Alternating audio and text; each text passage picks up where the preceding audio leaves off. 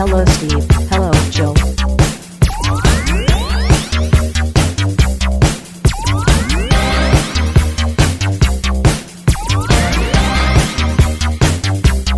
It's time to game classy. There's a recording in progress. Oh yeah. You make me feel good. Are you doing? Oh, at first I thought you were doing a Michael McDonald. No, it's Hall Notes actually. Yeah, no, I got it as soon as that. Like after listening for a short while, I figured out it was not Michael McDonald. It was in fact Hall and Oates. Yeah, I'm gonna be that way. I don't know. I don't know any Michael McDonald songs off the top of my head. Oh, Ain't no stopping us now. yeah, it took a second for my brain to work. It's early. And then of course his most iconic has got to be okay. Forget we're not in love anymore. Yeah, that's true. But now we got to sing about Leagues of Votann. At the leagues of Ben 10. Banning I know them from tournaments. I love that you're. We got a lot to talk about at that one, but I love how it's like shocked Pikachu face that Games Workshop would on their brand new army make them so strong that everybody would want to play them in tournaments. Like it's like what? Like we thought that Games Workshop would create a bad army. Like what the fuck are you thinking, you idiots? You stupid fucking idiots. That you would say that Games Workshop would create a brand new army that they have to recoup the cost of the sprues, R&D, and everything else on, that they would do it and create an army that's mediocre. No, you idiot. You stupid idiot. I have to disagree with you simply based on the fact that they have definitely messed up their new armies by creating new armies that are mediocre. They've done that many times, actually. Like you're probably right. Yeah. The most recent example being the Cruel Boys. The Cruel Boys are, for the most part, pretty bad. Yeah, but AOS is different. This is 40K, man. Well, Necrons have been one of the worst, lowest percentage winning armies since their relaunch. Yeah, but that's not a new army. That's an old army. See, so even though it's new cost, new? new sprues, and everything like that. But I'm talking like a brand new released army in AOS for 40K. So it's like, remember when Tau came out? Remember how strong Tau? No, Tau have been like either busted or terrible. They're the Warlock of 40K. The Warlock, the movie, the Warlock. No, not the movie. With Julian Warlock. Sands. I haven't seen that movie in forever. Is that movie good? I don't remember. It's not good. No, I remember not liking it, so I'm going to say it wasn't good. Yeah, pretty much. That's the standard. If I like it, it's good. If I don't like it, it's bad. It's easy to know. Easy. That's exactly.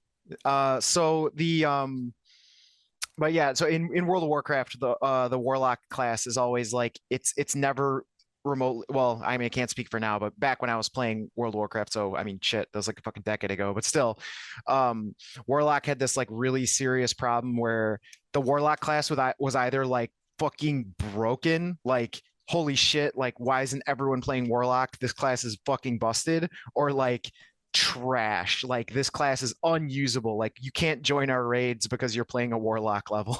It's like, so like yeah, that really feels like Tau is that. But for it's funny because I got into a conversation about balance and 40K and like just tournament play in general, and here's the thing, they don't give a fuck about tournament balance. Like they do, because it's like it's like a big PR thing, but it's like, but people like tournament players need to understand that it's literally just PR, because like the percentage of tournament players for any game, and this is not just 40K, this is every game, even Magic, where like the game where you think there's going to be the most Sweatlord tryhards, like the actual percentage of people who play tournaments versus people who play casually, minuscule. Sweatlord Tryhard is actually the name of my big bad end boss for my D&D campaign, just to let you know. Sweatlord Tryhard, nice. Yeah, so like that's because I mean you think about it, like when just like, I mean, it's sort of anecdotal, but I mean I have much data to back it up, but like just you and I personal experience, whenever we would run a tournament at the bunker, like, and there was a big one, there would always be, if there was like 40 players, say, there were only ever 6 to 7 locals. The majority of locals didn't show up to play in the tournament. The tournament would be full of people from out of state, from like Indiana and from Wisconsin. New Uh, York City. New York City, because the majority of people don't actually play in tournaments because the majority of people don't care. So I was looking at it and like, and this is the first army that they had zero external play testing on because the play testers kept leaking shit. So they got rid of their external play testers. So this is the first 40k army since they got rid of the external play testers that they released. Remember and- when they had to release a second edition of the Dark Elves book in 6th edition because of how bad the Dark Elves Yes. were tested? And I think they did the same thing with the Dark Eldar too. I'm not 100%. That's going back way before. I think the Dark Eldar had a really close book release, but I believe it was actually technically 2 editions. They had like one towards the end of an edition, yeah, and then the new edition broke the book, so like it didn't work anymore. So then they actually released a new book pretty rapidly. I believe that was. I'm talking like this. This is like close to 25 years ago. Oh, you're talking the way back when with that Dark quarter of a Elf. century. I remember that. So here's the thing. I still stand by. I do believe, like, unlike most people who think they don't test these books at all, I do think they test them. But the problem is they test them in friendly games. Well, they test them in the UK manner is basically what it is. Well, I mean, it's not even necessarily in UK manner. It's just they test them with studio armies, so they're never going to test with anything optimal. They're testing with armies that like use a little bit of. And here's the thing: if you play Warhammer in this, I'm going to describe a way to play Warhammer. That if you play in it, I guarantee you, like pretty much every game you have is going to be really fun, no matter what, win or lose. You just kind of use stuff. Like you just like, yeah, I'm gonna take this hero because he's pretty cool. Got my battle line. I'm gonna take these spear dudes. Maybe like this chariot because it looks cool, and then like a couple things here and there. If that's how you build your army, very rarely are you actually gonna run into like the huge balance issues with tournaments. The problem is that's how they test the game. That's how they test the armies. Where like, I mean, again, I don't know for a fact, but I feel that is how they test the armies because it's the only way. Hold on just 1 second, bud. Sure. Yeah, I'm gonna pause. Sorry about that. That's so right. Sounds like the recording has returned. Yes, it has returned. Well, no, I'm waiting on someone to come test out my furnace just to make sure it's up and running because I got a brand new furnace and it's kind of getting cold enough where they can test it. And so the guy said he was going to text me, but I thought he was knocking on the door, but it turns out it was my son upstairs running around in his underwear with a wooden spear that I had built for him, banging it on the walls. And so that someone was knocking at the doors. Waiting for Guffman. Yes. So if that's how you play, if that's how you test your armies, that's how you play, I guarantee you like none of these like huge issues will occur. The problem is when you have someone who like actually cares about winning, they look at it and they go, oh well, if I just take 10 of these double flamethrower things, which is not even an army that they could probably even test because like I said, I think they literally just test with whatever the studio puts together, so they're always going to have like a little bit of everything. So they never test like, what if you take 10 of this single choice? And it's like, oh, this is actually just completely fucking broken. Like there was years ago, but this is years ago now, but one of the earliest, most busted lists was a Sisters of Battle army that I, in my opinion at that time, absolutely like unbeatable. Like you could not beat that army. The thing that stopped it from being a problem though is that the army was like $4,500 because it was all metal. It was tons of metal, and it was like 18 or 19 of their immolator tanks. Ooh. And what it did is it exploited the fallback corridor rule. So basically, like, wait, this is going back in time a little, everybody.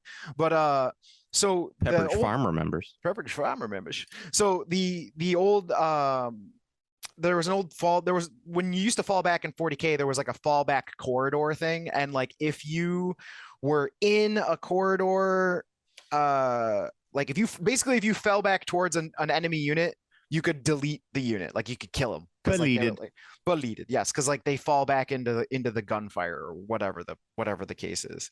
So, That being said, what they did is this list was just basically like the Sisters of Battle tank had a rule where if you get shot by it, no matter what, you fall back. Like that was just like, it's like this rule. It's like, oh, but it's like, oh, if you take a shit ton of them and just put them, basically make a parking lot out of your immolator tanks, you just automatically delete units. It doesn't matter. Like you technically don't even need to roll dice because the fallback happens no matter if you do any damage or not. So you literally just put your template down and be like, okay, I touched one of your orcs, so this orc unit is going to fall back, and it's falling back into this tank, and I've blocked off any other way for them to fall back because of my other tanks, so they are just automatically dead, like without actually rolling a dice. And that's super busted. Never was really, like I said, never was really a problem because it was a $4,500 army, and I think one guy used it to win a few tournaments a couple times. The problem is the Leagues of Votann, that is what their army just kind of does. Like they have special rules where they stack these tokens. They squatting it up.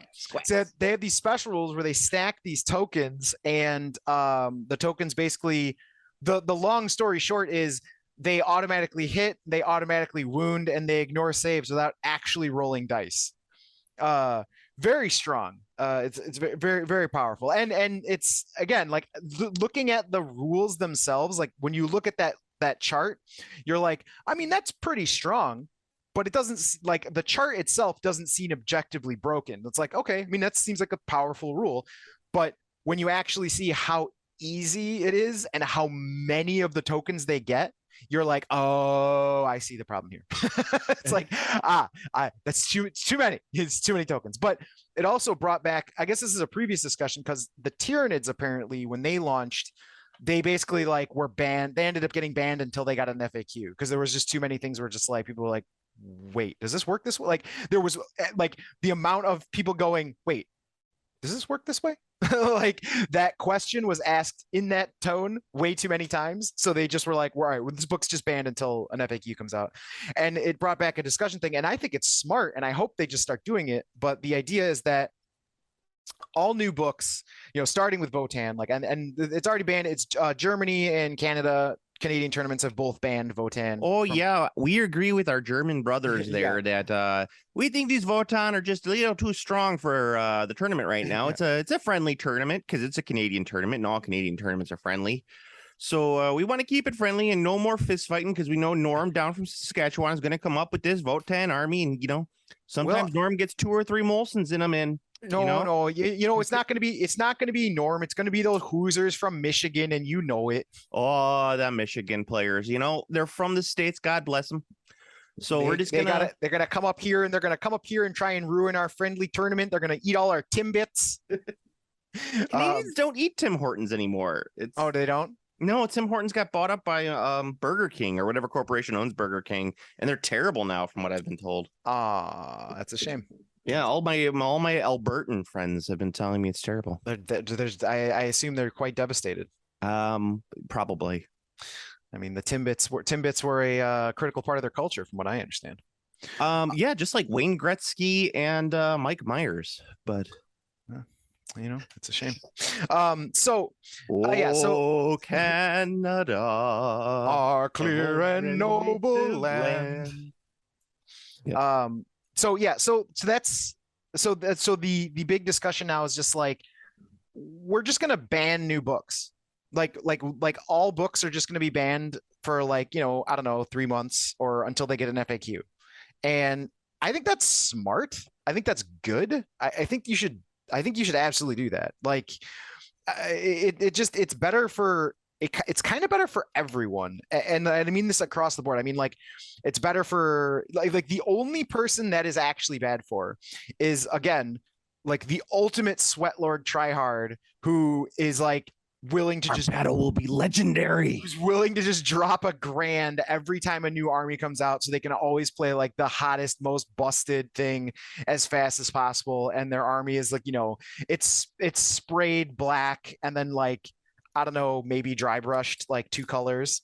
I don't know about you, man, but those League of Votann painted up in the Lego schemes, Those were fucking hot. Yeah, they look cool. I mean, I think the army's sweet looking. I really like it. I think they're cool. I don't like the look of the army, but I just like those paint jobs. Oh, those paint jobs are fucking awesome. Paint jobs are dope as hell. I really like the tanks. They look cool. They look they I like that they actually really look like sci-fi tanks. I wish they would have made. I wish they would have made them trains though. That would have been really cool. Yes. Yeah, I'm really surprised they didn't do trains and gyrocopters because those are like two of the things that are pretty synonymous with the squats. Yeah. Yeah. No, you're not wrong. But anyway, we'll see.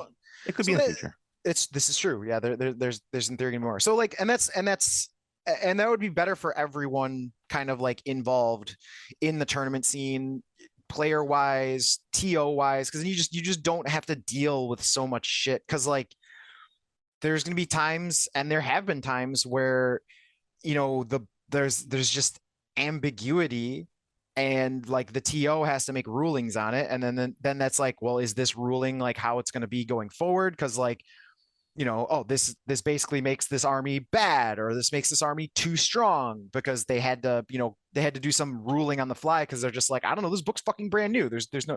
So the core idea of like books are banned until an FAQ comes out, I support that. I think that's how they should go do it going forward, especially because releases are always weird, and like it can really make, like, let's just say, like, I mean, let's give the competitive player the consideration here and say, like this dude's been practicing and playing and painting his army for a while, and like he's ready for Adepticon. Well, brand new army came out, shit's all over everything. Like your practice was wasted.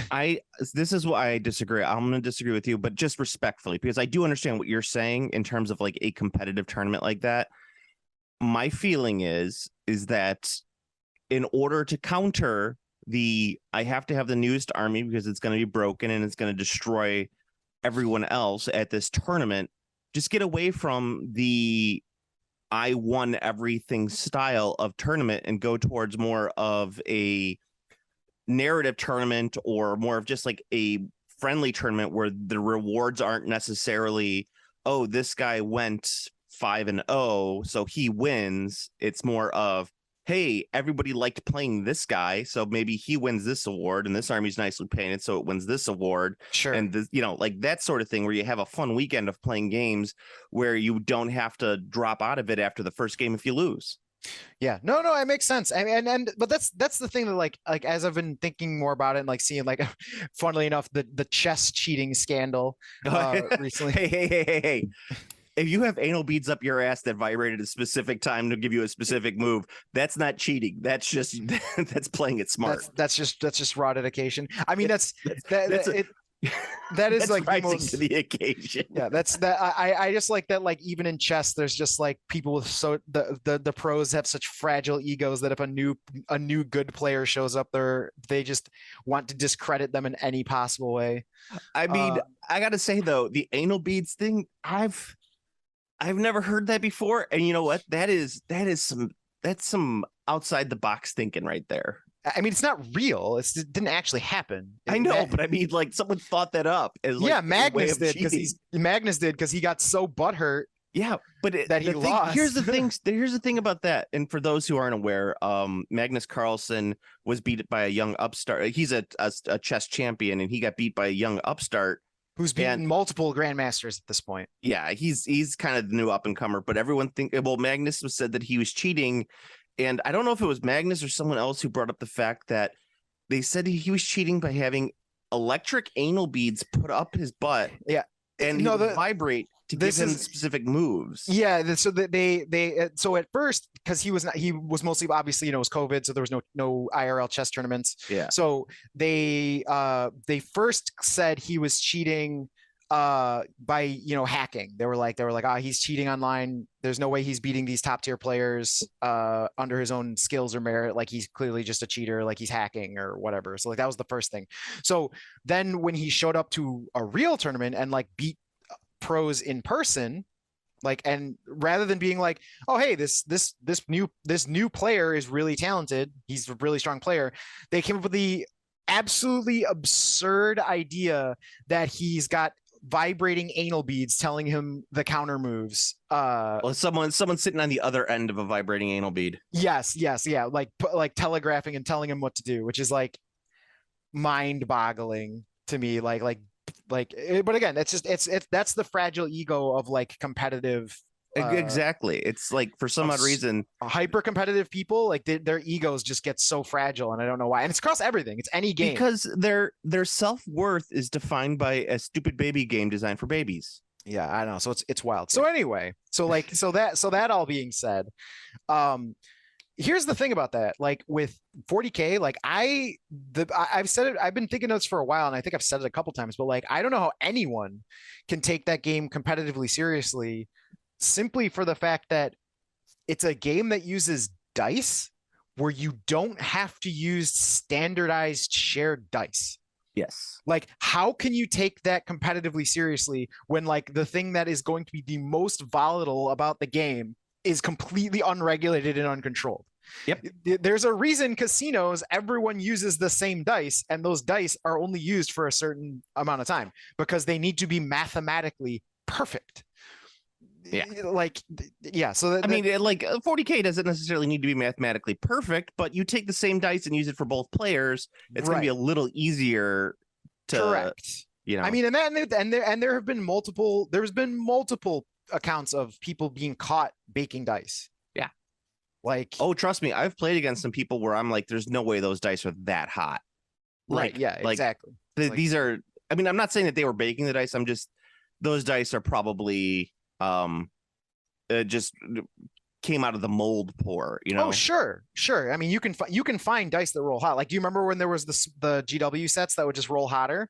But you know what though, I think GW purposely makes them so that they roll hotter. That was not like anything. I think that was purposely done so people would buy GW dice. Well, I know. I think it's because so some of them would roll shitty though, and what it was is it's because they used what they did. I don't think they intentionally set them up to roll hotter, because I mean that's actually like that requires a lot of like precision and work.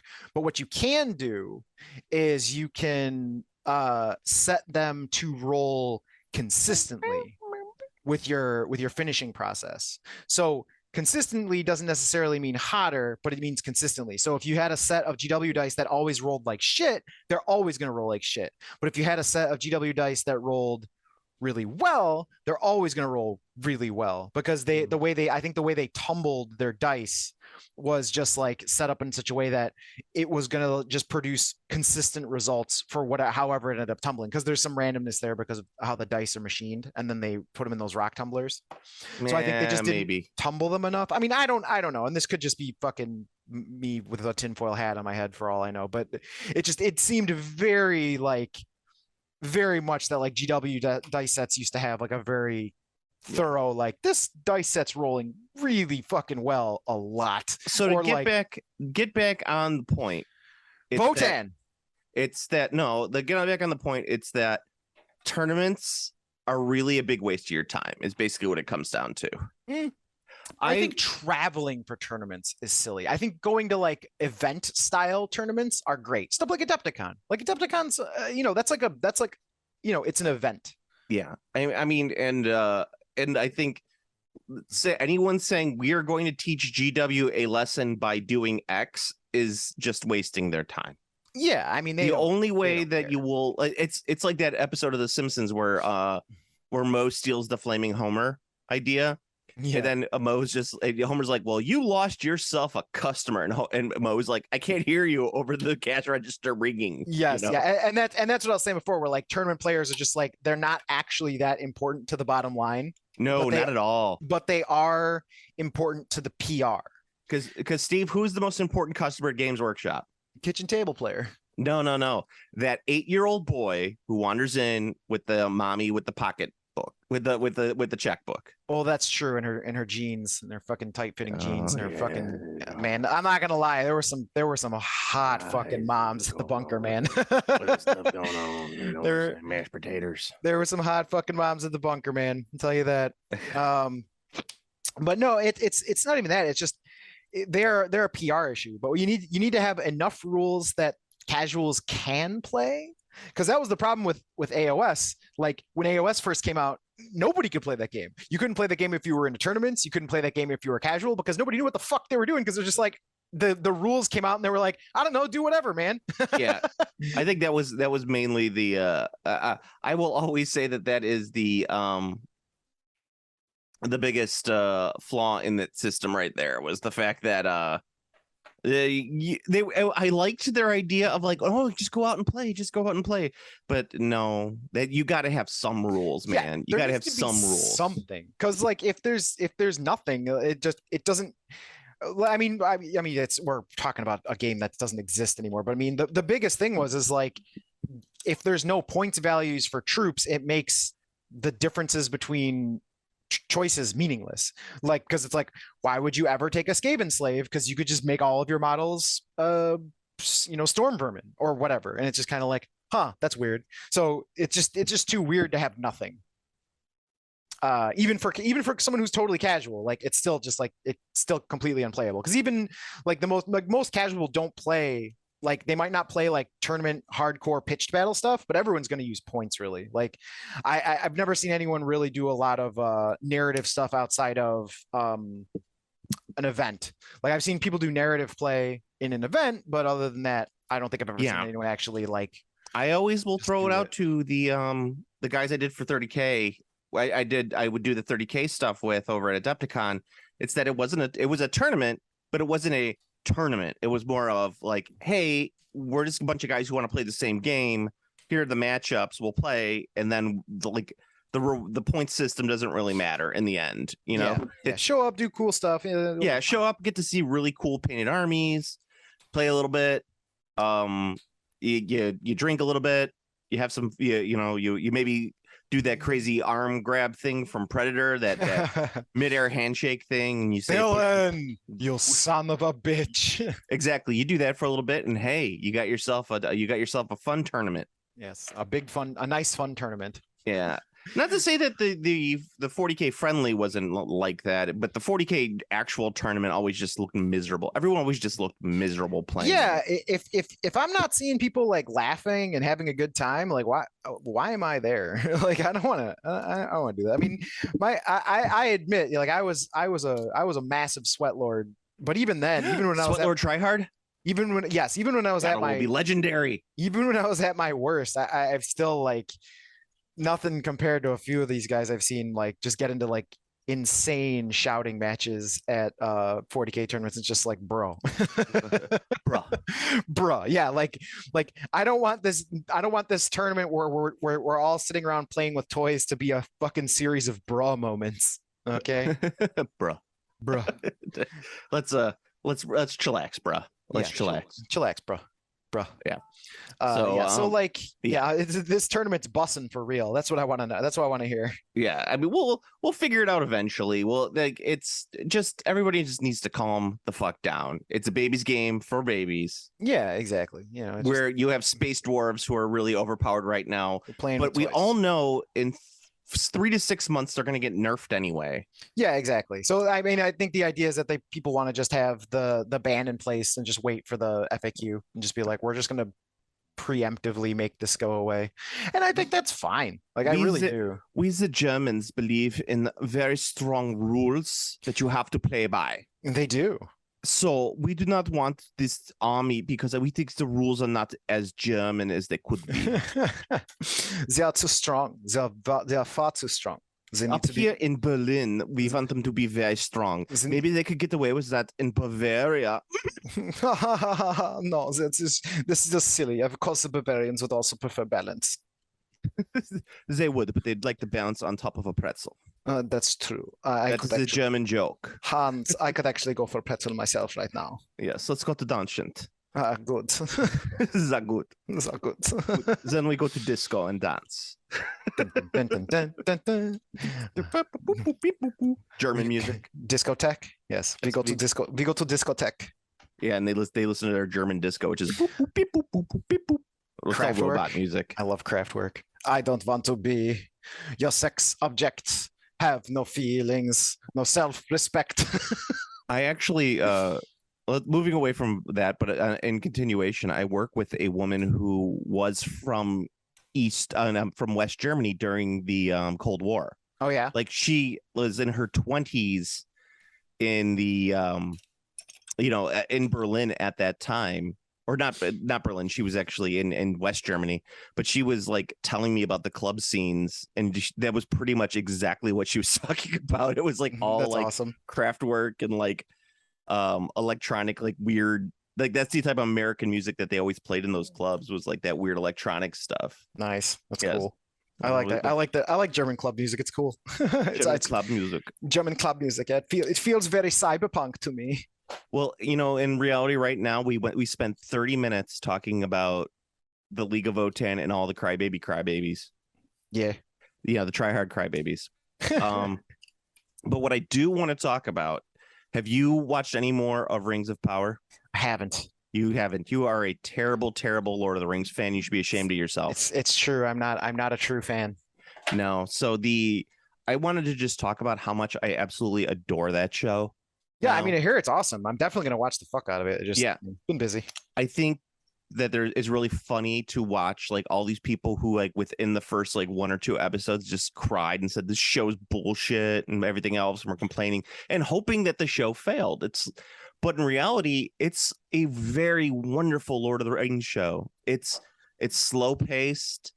It's kind of, I don't want to say pondering because that sounds bad, but it's like it really dwells on how pretty everything looks in the show. Leisurely.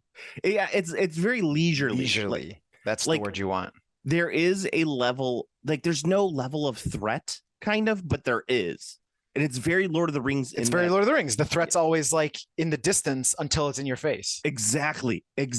So it's kind of wonderful to watch the show, and it's like everyone's just kind of being like, you get a good sense of how these people are living and like how. Yeah, I mean, I'm super excited to watch it. I really am. Just like I said, I've just been busy doing lots of stuff. And spoiler for last night's episode or yesterday's episode, because we're recording this on Saturday and it was Friday when it dropped. That Eminem looking guy who everyone thought was Sauron is probably not Sauron. Dun, dun, dun, dun, dun. Yeah. So it once again opens up, who is Sauron? That's true. Oh, that's right, because that's going to be that's the big thing. Because Sauron is because he's crafting the Rings of Power, so he's going to pretend he's currently pretending to be an elf, if I'm not mistaken. Well, because he's got to craft it with Celebrimbor, right? Like that's yes, but at that time, I think he was pretending to be an elf, but he wasn't pretending. He was actually like Sauron, and he was just going by his elf name, but not really pretending. Oh, he was just out of his armor, essentially. Yeah, I'm not 100% sure. It's been a long time since I read any of the Histories of Middle Earth books. Yeah, and I've been trying to avoid spoilers on it, so I haven't gone back and been like, wait a second, according to this. And also, of course, just to stick it in the craw of all the angry right-wing misogynist chuds, racist misogynist chuds were hoping for it to fail. It is the most successful Amazon show of all time. Sorry. Yeah. No, womp, I really. Womp. Yeah, and it's like, just like, I really enjoy spending time with the dwarves. Like that's like the best part.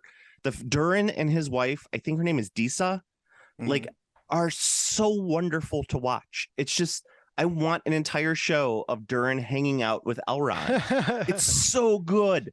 I'm excited. I'm getting even more excited to watch it now. Yeah, and the Numenor stuff is pretty great too. Like how much they hate the elves in Numenor. Mm-hmm. It's kind of fun to watch because Galadriel's there, and yeah, I could see that. But I think you and I were talking really about how Lord of the Rings is based. I was basing my argument off the fact that Tolkien bases everything off medieval literature, and medieval literature really doesn't understand the concept of a story arc. There is no, in most medieval literature, there is no growth of the character. I'm talking like ballads and stuff like Beowulf. But like the strongest king is the strongest king from the beginning to end. He never changes. His character does not change. There's no nuance. There's no depth. He is the strongest king. Yeah, there is the hero's journey, which develops a little bit later, but Tolkien really doesn't do too much with that. I mean, he does, but it's more of, it's not like you don't get too much into the personality of the person that is going through the hero's journey. Yeah, it's more of like, what is it? Is that like, it's more of an epic? Is that what would that be the proper writing term? Yeah, well, an epic is just a poem. Right. So yes, Lord of the Rings technically would be a epic like that, but no, like the hero's journey is like, oh, you know, you get a call to adventure, you get some people to help you out, you have to reject the adventure, you get tempted, you usually will feel sorry for what you did. I would definitely fall at the tempted part, so that'd be me. It's like, it's very I'd be like, yo, Medusa, I hear you're super hot. Let me just put this blindfold on, and we'll just, you know, take care of business, right? Business.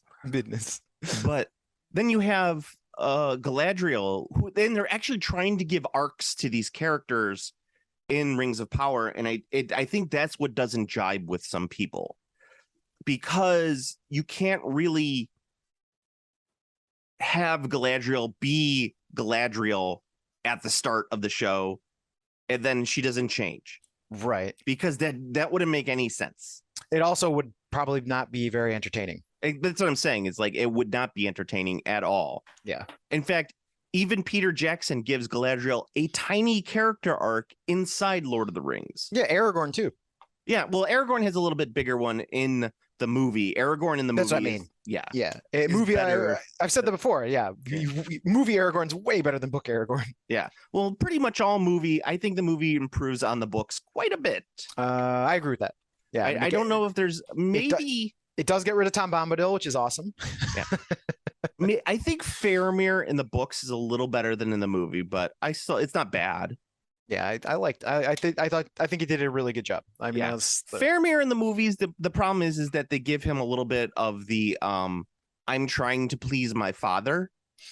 Yes, which he still does in the books, but it's not as egregious as in the movies. True. You know what's actually I forgot to mention this, but you know what's weird? You know how people, like, everyone was just absolutely just like shitting all over the Hobbit movie, the new one. They still do. Yeah. So here's the thing about that. I somewhat recently listened to the Hobbit books. Yeah. Or book. Yeah.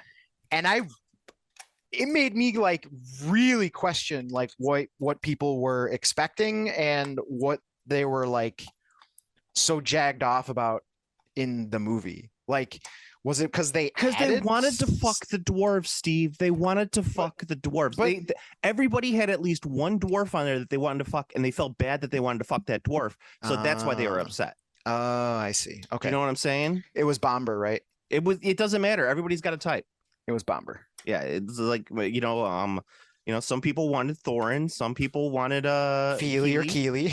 Yeah, Feely, Keely. It's like, if you weren't into Thorin, but you were kind of into Thorin, you were probably into Keely and Feely, or you were into Dwalin, because Dwalin is like a bear. Nobody wanted the kid who said he's going to shove the axe right up his Jackson. Yeah. Well, some people do, because some people are weird. Don't yuck on other people's yums, Steve. Don't yuck on other people's yums. Fair but enough. That's why I think people were upset, was that they were really into one of the dwarves, and they had to make a choice. Gotcha. And they, and they didn't like that they had to make that choice. Okay, I got to pause, and then we'll get restarted right in a second. Okay, very good. Ayo, you paused and you muted. The recording is in progress. So basically, with Rings of Power, I have grown to like the show more. I will agree that I think the first episode was pretty rough. I was not a big fan of the first episode, but I think it's kind of grown to where I'm like, oh, I can dig this. And I'm kind of hoping that the mysterious stranger is Gandalf, because that would explain a lot about his love of hobbits and other things, which is kind of cool. Oh, the Meteor Man? Not Meteor Man is in the Bill Cosby vehicle, but it's not Bill Cosby. What? It's not Bill Cosby. It's No, but Bill Cosby's in that movie. Is he in Meteor Man? Yeah, he plays the crazy homeless dude. Okay, fair enough. Yeah, who is the Meteor Man though? No, everyone thinks it's Steve Harvey, but it's not. It's definitely not Steve Harvey. Yeah. It's absolutely not Steve Harvey. I'm going to look at this right now. Here we go. Robert Townsend. That's who plays. Robert Townsend. Yes. Meteor Man. I loved Meteor Man as a kid.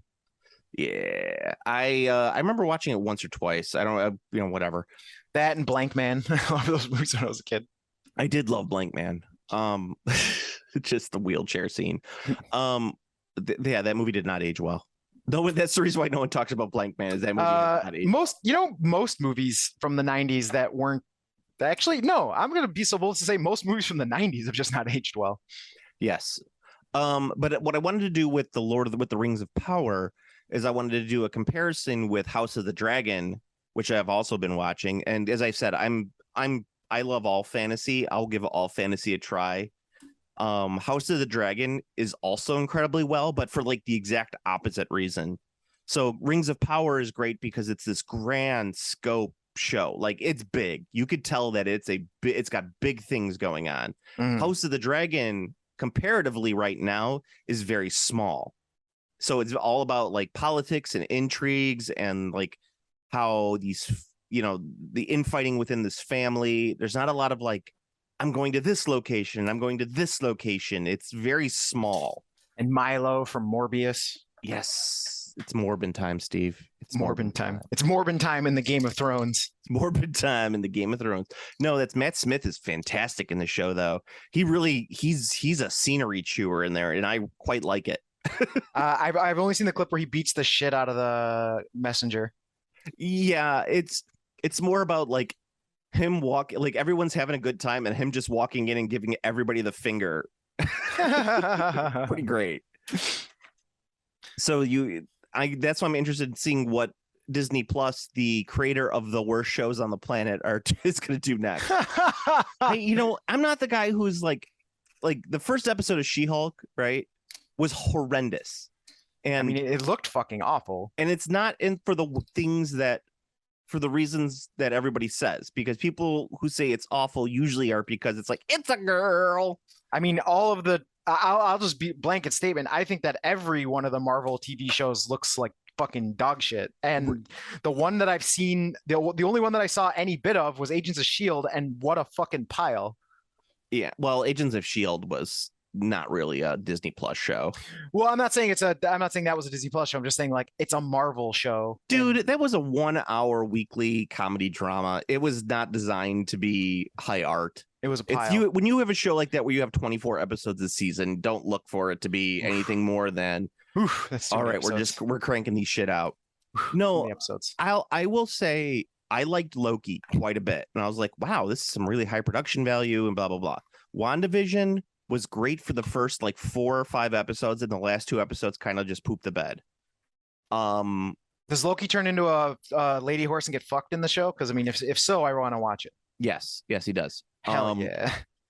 Then Captain America not Captain America, Falcon and the Snowman, Falcon and the Winter Soldier, whatever it's called. That show was boring. It was just like, that's its biggest sin, was it was just boring. And then they did Hawkeye, which could have been very good, but the problem was that it wanted to be a 1988 Shane Black action movie, Christmas action movie that came out in the summer. And it just couldn't drop enough F-bombs and sexual, like really bad sexual references that are really out of date in 2022. So when it was not allowed to do that, it couldn't achieve what it wanted to be. It couldn't be Samurai Cop. Well, not Samurai Cop. It couldn't be, Lethal Weapon. It couldn't be Die Hard. It couldn't be, those type of movies. The Other Guys, not The Other Guys. The Good Guys. I think that's the one, right? That's the other Shane Black one. Or Kiss Kiss Bang Bang. It couldn't be those movies. That's what it wanted to be. I see. So when you take out the element that makes those movies work, it's of course the TV show's not going to work. And then what was the one that they did right before Moon Knight? Moon Knight. Oh, Moon Knight was kind of garbage. It was weird, but it was kind of garbage. The only thing I know about Moon Knight is there was a crocodile lady that everyone drew a lot of pornographic imagery of. Hippo. Yes, of course. And that one could have been better, but it was like, once again, it's like every one of these shows just devolve in the last episodes into a big CG fight fest. And you know what? You don't need that on TV. That's something you do in the movies. You don't need it on TV. Right. And since it's in every one of your movies, it's not exactly a spectacle when you put it on the small screen. Yeah. exactly. And but what I will give She-Hulk is that She-Hulk is leaning pretty heavy into the half-hour weekly sitcom tropes, which I think works for She-Hulk. It's not great. The writing is still kind of shitty, but it fits fitting its genre fairly well. You know, like that's probably something that they should have considered doing, just actually making like an actual just like straight up sitcom, but using like comic book characters. Well, that's kind of what She-Hulk is. Is that what they're trying to do? Yeah. The problem is that that's not how they advertise it. That's not how. Yeah. American audiences are really fucking dumb. You have to tell them what they're watching. It's true. Yeah, you know, very rarely does something like Lost work, where it's like, oh wait, this isn't what we were expecting. You know, like that's not how it works. It's a rare condition in this day and age to read any good news on the newspaper page. However, I do like that She-Hulk has brought back Mark Lynn-Baker, star of Perfect Strangers, into a TV role. Cousin Larry? Cousin Larry is on She-Hulk as She-Hulk's dad. Nice. Exactly. I was like, and like I think it was the second episode. I was like, oh, Mark Lynn-Baker, Cousin Larry. Cousin Larry. Yeah, that was pretty wonderful. But anyway, I love Cousin Larry. So back to gaming stuff. Do we have any specific gaming stuff we would like to also hit on this week? I mean, the big one was Leagues of Votann. Leagues of Votann. Yes, the Leagues of Votann. I was, because I've been kind of out of it the last few weeks just because I've been on a project that's been taking up a lot of my time, so I haven't had a lot of chance to really go over it. I did want to bring up something that the Games Plus auction is coming up in 2 weeks. Oh, and I'm interested in seeing how War Machine does there. Do you know what I mean? Oh, you think so what's your prediction? So my prediction is that it's gonna go for a little bit more than normal, like because right now it just goes for absolute nothing. Yeah, just absolutely trash. Yeah, but I think that it might go for a little bit more because of some people who might be interested in it. But I think people who truly know War Machine or are planning on getting into this new edition of War Machine are probably going to get the new stuff as opposed to the old stuff. If that makes sense. I think that my opinion is that my prediction is that the War Machine players will be savvy. So things that are not existent in the new edition will go for nothing. And people will be grabbing and competing over things that will be viable in the new edition. That could very well be. I don't think there's going to be a lot of people who are older players that are going to be buying stuff at the auction, unless they are older players who sold off their collections when they could and are now like, well, I'll get back into it because it's probably going to be cheap. Yeah, I mean that's a possibility. I don't know. Like I said, I mean when they first announced it, I thought it was going to just completely implode and like be a miserable failure, but they ended up selling so much they had to disable their internet sales. So I guess I don't know what the fuck I'm talking about. Yeah, well, I mean we really don't know. It's funny because a buddy of mine who's putting stuff in the auction, he was like, I was like, what are you putting in? And he's like, oh, my War Machine, Flames of War, and Wild West Exodus. I'm like, so you're planning on getting like $1 for that? Yeah, that's not gonna be much. Nobody's playing that shit now. Do you remember when Wild West Exodus was like all big time? Like that game was huge for like a hot minute. Yeah, well then the creator came out as a racist piece of shit. Oh, that's true. Yeah. Well, they did some stuff that people were like, well, you really shouldn't do that. And he's like, blah, my heritage. But it's like, dude, we're just saying don't put your characters with a bunch of nooses. Like that's not appropriate in 2019 or 18, whenever this happened. It was a while ago. Yeah, it was a while ago. It's just like the woke left, cancel culture. Cancel culture has screwed this up. Has screwed up my Confederate character carrying a noose. Yes, cancel culture has ruined my KKK army. I was also talking with a friend that we found it's weird that even though Workshop generally maybe not holds its value, but you could get a decent amount back for workshop stuff at auction or when always. you're selling it online. Always. Yeah, you can get Always. you get a decent buck. It's not going to be cost, but it's going to be you're going to get it you're going to sell it for at least maybe 20% off. Yeah, absolutely. It's generally a good return. But we did find it. We were talking. It's like metal minis, like metal historical minis, generally will hold their value. Surprisingly, it's not like those are ever super discounted. I mean, like some of the bad ones are, but like standard, like really good ones like Perry Brothers or Foundry, Artisan, Brigade, those never really lose their value as much.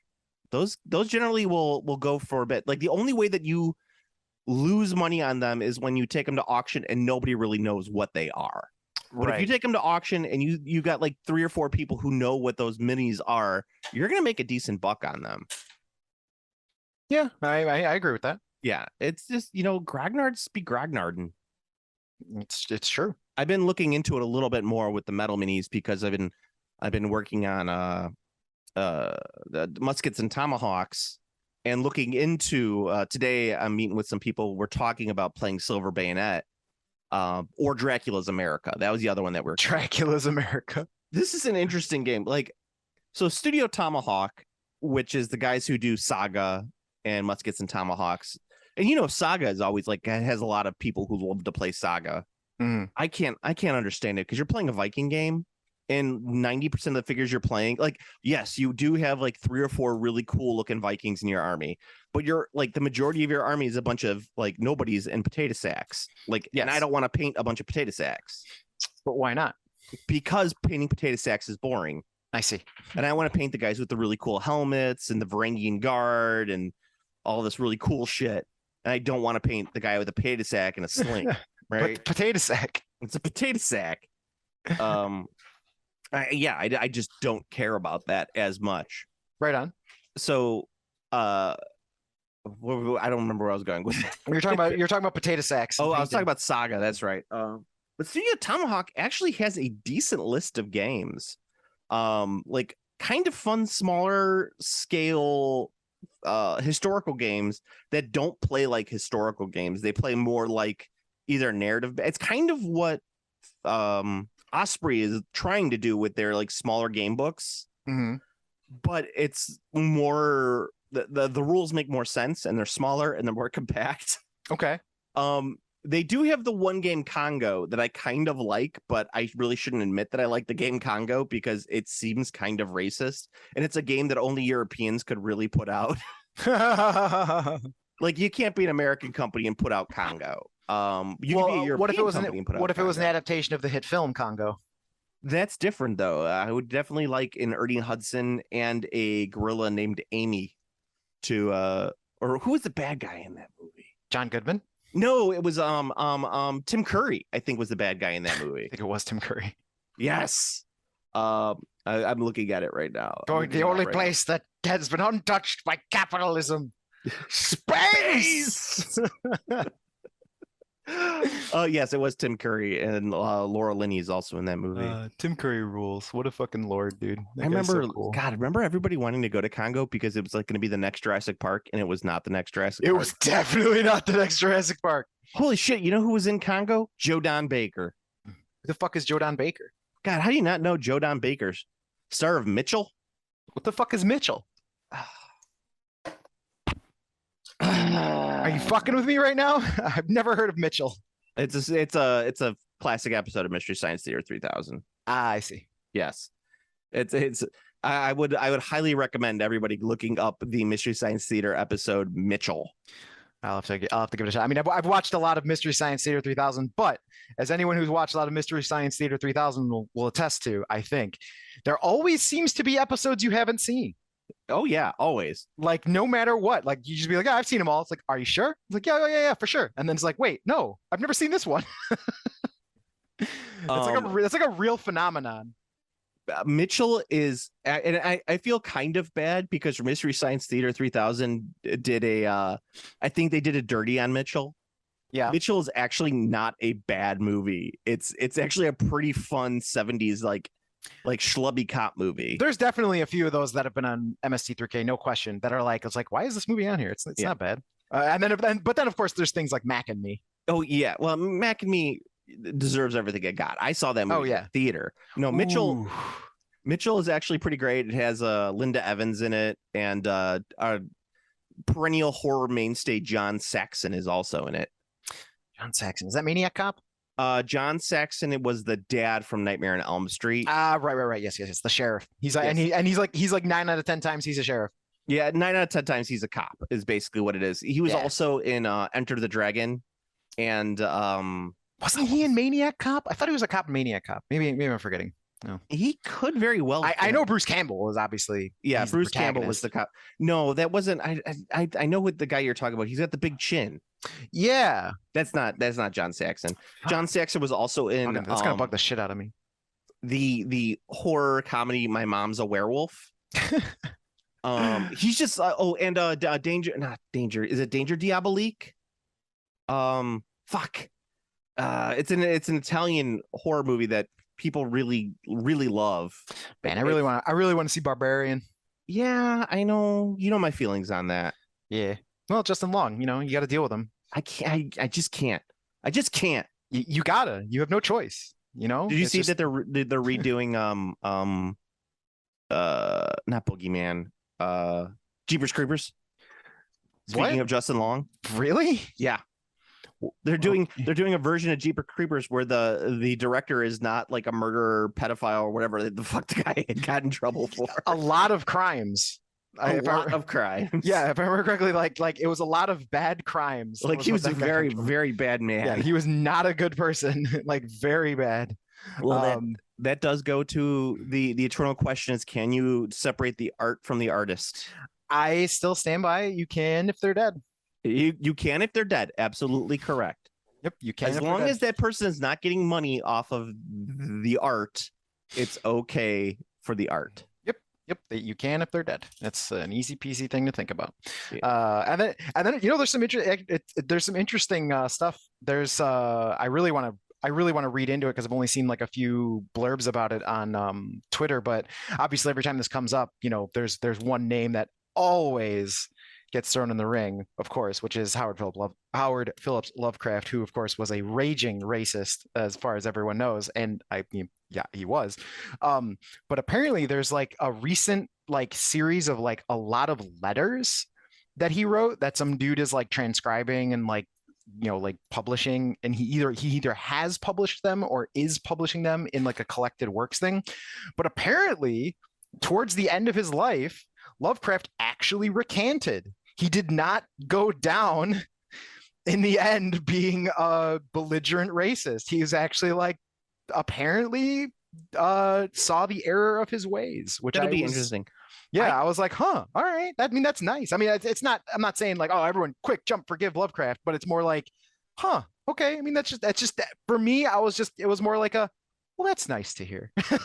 That's a weird thing. I was an English major, got my degree in classic English writing, and I could give two shits less about the author most of the times when I'm reading, which is weird because I do believe in Marxist interpretations of literature, but the that a lot of that involves the author and the author's intent while writing, and a lot of other things involved as well. Yeah, I don't like reading into intent. I'm a big fan of what's on the page matters most, simply because like intent can be so subjective. Yeah, I can never really care. I just don't care too much about the author and their like writings and letters and stuff like that. And I think it's mainly because I think that all people are just awful. So yeah, I mean, it's like I just don't need anything to reaffirm how awful someone is. Right. It's like whenever someone is like, oh my God, I can't believe insert this celebrity did this insert horrible thing. It's like you can't. You really can't. You can't believe that someone with a lot of money and a lot of power comparatively to a regular person who does horrible shit as well could have done something that a regular person would also have done. Oh yeah. Yeah, that always kind of like that always kind of like bug. That's the particular aspect that bothers me. It's like, why do you hold someone who is actually probably far more likely to do heinous shit because they're far more likely to get away with it then why would you hold them to a higher standard? Like, why would you expect them to be better? Yeah, It's- I think for the problem is most people, most people are very, very susceptible to art and literature, even though they might say they are not. oh So yeah, and in most cases, a lot of people like will put unintentionally racist things in writing or unintentionally problematic things in writing. oh sure. Now, normally, as a well-rounded human being, you'd be able to read something and go like, "Oh, this is problematic." That's why it's Portion it important off- to have someone Yeah. fucking look over your shit. Well, no, this is problematic. I don't necessarily believe in this, but I can understand that maybe the author did and they're inputting it into this character. And I don't necessarily have to live my life that way.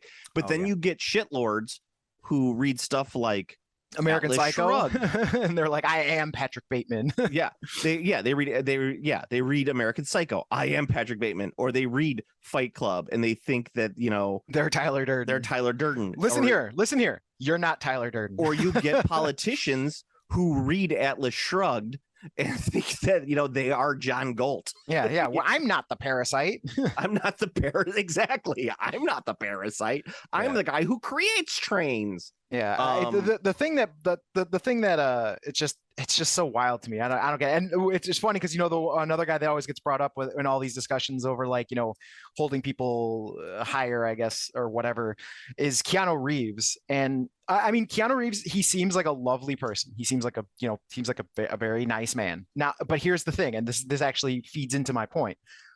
Every time I hear some story about Keanu Reeves being this like amazing, like caring human, I swear it's like people have never met a regular nice person before. And it's just like, so Keanu Reeves, you're giving him all this like insane praise for just basically being like a normal nice guy, like a polite normal person. Like I like the way that you think, but maybe that some people just never meet nice people. maybe that's what it is. Maybe they just met people that are so shitty they think that he's this like incredibly saintly person when he's just like being like an average nice guy.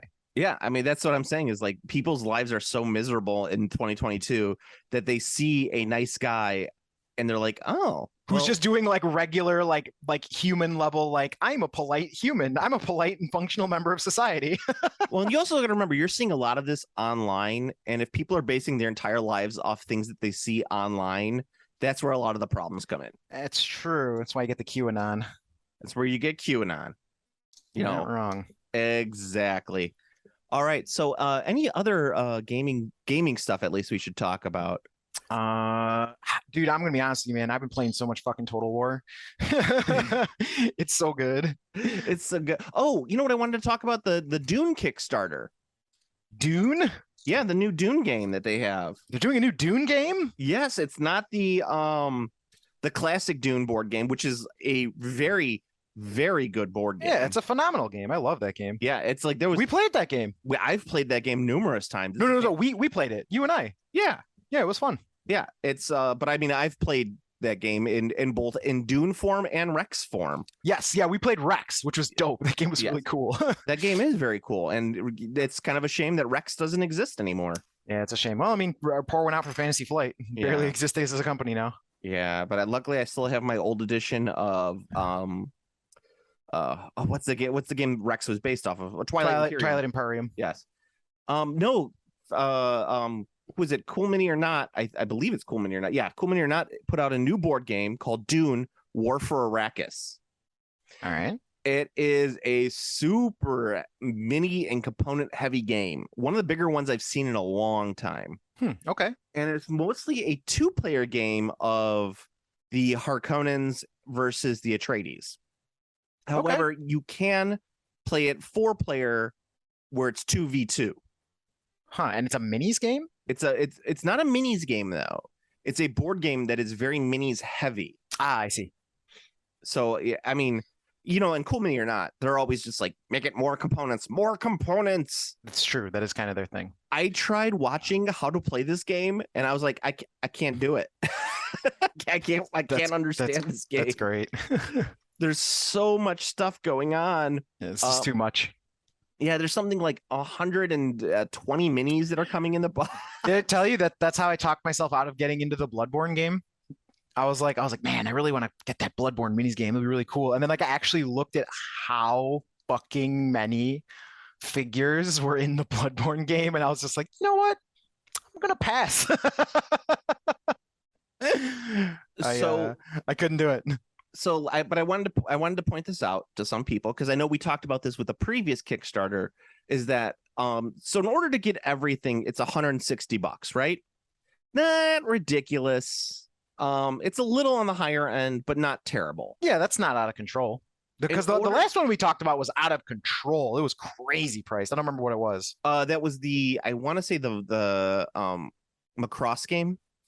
Was it? I don't Was know. it Macross? It was the recent Kickstarter we talked about that was just fucking like ludicrously expensive. I think that I want to say it was either Macross or the Marvel Zombicide. It was the Marvel Zombicide. It was the one Yes. that was like the opposite of a deal on pricing. Yeah. It was like you save $20 if you spend $600. This one is that so the carry-all pledge is $160. You basically get everything in there. In order to get that, you still have to pay on top of that 160 $62 in shipping. Whew. Yeah, well, shipping's a nightmare right now. Shipping's a problem right now. And that's only if you live in the continental United States. Yep, shipping is out of control. That's been hurting a lot of people, especially Magic, like secret layers. Yeah, That's been a big thing. Like secret layers as a thing that made Wizards drops that is like special. There are like a limited edition card variant. They're usually pretty desirable cards that have like cool or alternative artworks, and they also do like exclusive or like weird crossover sets. So like they did a Stranger Things one. yeah. So like but they were not reskins of cards. They were literally like new cards that had Stranger Things. So like the 11 card, it's the only card with that function. Like the only card that does what 11 does is the card 11. So there's some people who are salty about that, obviously, for different reasons. But besides the point is, the secret layers are reasonably priced. I think they're like $30. They're not bad. But some dude was posting about he lives in Australia, so he's like, for me to buy 2 secret layers, it is triple the price of the actual secret layers just in shipping. Yeah. I think his like order was like $60 for 2 secret layers, and his shipping was like $96. So if in this game, if you live in Australia and want Dune or for Arrakis, it'll cost you $75 in shipping. Whew. With on top of that, if you live in New Zealand, it's $90. Whew. So our poor Kiwi friends, even though this game is customs friendly, will still cost $90 to ship out there. Boy, howdy, that is brutal. If you live in Morocco, Somalia, or South Africa, it will cost upwards of $160, so twice the cost. And you know what's good? Moroccan food. Moroccan food's fucking delicious. One day I would like to go to Marrakesh. I'm just saying, or Casablanca. Casablanca. I That's would. the pornographic version of Casablanca. Yes, Casablanca. It's just Casablanca. Yes, the ass is all caps. Yes, exactly. And the only other one is the highest though is if you live in Bolivia, French Guiana, Guadeloupe, and Martinique, it will cost you upwards of $175 to have it shipped. God damn. Exactly. You know what? I think that's going to be the real thing that causes 3D printing to become the bigger than it's likely to be. Is just fucking shipping costs, dude. Yeah. That's outrageous. Yes. So, and they will not even ship if you live in Afghanistan, Cuba, which I think is a crime, Iran, Kazakhstan, Russia, Ukraine, and Venezuela. Well, you could always just get your shit shipped to Puerto Rico and grab it if you're Cuban. So Puerto Rico. who does not want to wear the ribbon? I just like Puerto Rico, the board game, because that's what you have to do when you win. That's right. You have to shout go out Puerto Rico. Yes, that's You have exactly it. All right, so I think that was like the Also, other... shout out to Puerto Rico. I hope if we have any Puerto Rican that's listeners, right. Puerto Rico, it got hit with that hurricane. Yes, if we have any Puerto Rican listeners, I hope you and your family are doing well. And they're sitting there right now in their hurricane wrecked house going, oh, thank God these 2 gaming podcasters are thinking about us. And you know what? You're very welcome. I mean, I donated, didn't you? I did. No, I hate donating to causes like that because I think my taxes from the federal government should go to help people. Oh, that's true. But I mean, we're the fact that we've been doing Puerto Rico dirty for like 200 years or whatever, probably has something to do with that. Not quite 200 years. I mean, the Mexican-American War was what, 1900, right around that time, 1912. Yeah, it's been about 100 years. Yeah. So we've been doing them dirty for a long time. Yes, I also don't donate to organizations. I donate directly. So that's the thing that's important. Well, yeah, I wouldn't donate to organizations, but what the organization that I do donate to is the federal fucking government that should be fucking helping its citizens. I mean, you are absolutely correct, and I will not contest what you just said in any way. That is absolutely true. It's like, no, it's not that I don't like paying taxes. I like paying taxes when my taxes go to help people. That's what it should be fucking doing. Yes, when your taxes do what they say they're supposed to do on the tin. Yeah, that's what I mean. Like, it's always like people like my uncle who lives in Indiana is always like, well, it's like, well, you pay so much higher taxes. I go, but I can drive on my fucking roads. You can't. Roads are terrible. That is true. Also, you have to live in Indiana. You have to live in Indiana, which wouldn't be worth paying $0 in taxes. I know. Trust me. It's like I go down the block from my house and there's there's food and shopping and everything like that. You have to travel like 12 miles to get anywhere worthwhile. Yeah, people live here and there aren't giant billboards with fetuses on them. Yeah, that's true too. So go to the Game Classy Facebook page. It's the best way you can communicate with us, Steve and I, even for right now, because Facebook is a goddamn nightmare. Yeah, I mean, if you really want to get a message to us, message to me guaranteed, you got to send it to me on Twitter, and I think you can send a message to Joe on Insta. On the Instagram, Steve is at _throw. I am on the Instagram at Game Classy Joe. I will be posting some Blood Angel stuff I've been working on lately. Nice. I've been working on the Blangles, and I actually 3D printed a full Thunderhawk gunship. So yeah, it looked nice. Yeah, it actually came out pretty nice. There are some things that I learned that I need to fix when I'm printing a Thunderhawk gunship if I ever decide to do it again, but we'll see if that ever happens. Yeah. I mean, I think I want to get one at some point. Like, I think I'll need one for Old World at least. Yeah, I mean, trust me, like the only reason not to get a 3D printer is if you care about playing in a Games Workshop store. And they won't let you play in a Games Workshop store with 3D printed models. Also, possibly, I mean, how fragile are those models? They can be, but I mean, if you transport a lot, it might not be worth it to do like a big 3D printed army if you're going to the places a lot with it. Also, I mean, I love plastic glue, so that's an important factor. Yeah, well, resin plastic glue doesn't work on resin, and it's no more fragile than Forge World or Finecast, which I found both were too fragile for me. Yeah. It won't, like, plastic survives longer, but you have to remember that not everything was put into plastic for Old World. True. So yeah, we'll have to see that. I mean, that's going to be a big thing. Like, what are we don't really know what the models are going to be like for, it could be, they could be doing something, really, really new. Like they could be doing optimized rank and file, which would be interesting. I mean, I don't think that's what they would do, but I would really like to see optimized rank and file. And for anyone wondering what that is, that's things like Mantic, where like your rank and file troops are 2-3 piece models. Like they're not very many pieces. Like there's the models are in as few pieces as possible with the intent that you're going to use a lot of figures. So you don't want to assemble, 118 part figures. We'll see. And like even with War Master, which was all metal when it was released, people tend to forget that those spear tips would break off. Oh, they break like crazy. Yeah. And those are even harder to fix than like resin. Yeah, absolutely. So, yes, going back, Instagram, you can get in contact with me at Game Classy Joe. The best way you can help out the podcast is like, comment, and subscribe on the iTunes. You could also like, comment, subscribe on the YouTubes where we put up the cast. It'll be interesting. I haven't checked on see if anybody's written any comments on our webcast. Has Someone anyone, did comment. has anyone called us libtards again? That was pretty good. Not that I've seen in a long time, but someone did Oh. ask, like, on the YouTube page, what's the best episodes with Katana Guy? And I'm gonna be honest, if you're listening to this cast right now, whoever asked that, I have no fucking clue. Like, Yeah, all I of these mean- casts kind of blend in together for me. Yeah, I mean, if you really want one, I would say every episode with me, the master of the immaculate Japanese Nihon Tensai, which is Japanese genius, wielder of the blade, my Tanto, my Wakazashi, and my Dai Katana, which in the illustrious Nihongo means giant sword. Hey, Katana Guy, I've often heard that European steel was better than the katana. What?